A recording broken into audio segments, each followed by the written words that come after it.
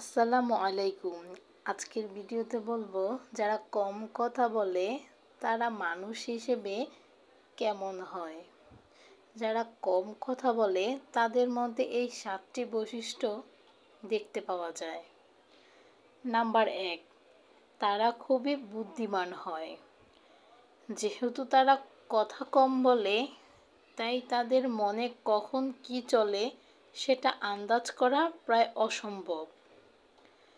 তাদের মনের হদিশ সহজে কেউ খুঁজে পায় না বললেই চলে, তাই তাদের ঠকানো অত সহজ হয় না।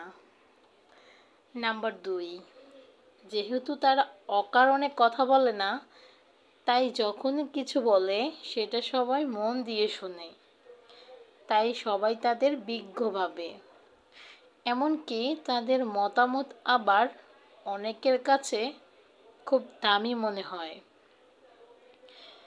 হোক সেটা ভালো কিংবা খারাপ। মোট কথা, তাদের কথা সবাই শুনতে চায়। নাম্বার 3, যারা কম কথা বলে তারা কিছু কিছু ক্ষেত্রে খুবই বিশ্বাসী হয়।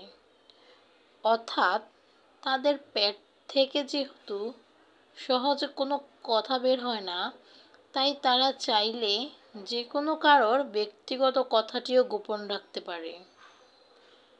নাম্বার 4, এদের একা থাকতে কোনো ভয় নেই। নিজের সাথে সময় কাটাতে খুব পছন্দ করে তারা। নিজেকে প্রাধান্য দিতে জানে, তাই একাকিত্ব তাদের খুব একটা গ্রাস করতে পারে না।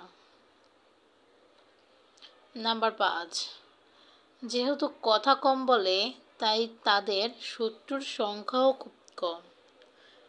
কারণ আপনি যত বেশি কথা বলবেন, তত বেশি আপনি নিজেকে জানার সুযোগ করে দেবেন, তত বেশি আপনি অন্যের ব্যাপারে জড়িয়ে পড়বেন। আর যত বেশি নিজেকে জানার সুযোগ করে দেবেন বা অন্যের ব্যাপারে জড়াবেন, তত উটকো ঝামেলা এসে আপনার কপালে জুটবে। নাম্বার 6, তারা অপর পক্ষের কথা আগে ভালো মতো শোনার চেষ্টা করে এবং তারপরই ভেবে চিন্তে উত্তর দেয়, যার কারণে অহেতুক কোনো তর্ক বিতর্কে তারা জড়ায় না। নাম্বার 7, এরা বেশিরভাগ ক্ষেত্রেই সফল হয় জীবনে, কারণ অহেতুক কথা বলে তারা তাদের মূল্যবান সময়টাকে নষ্ট করে না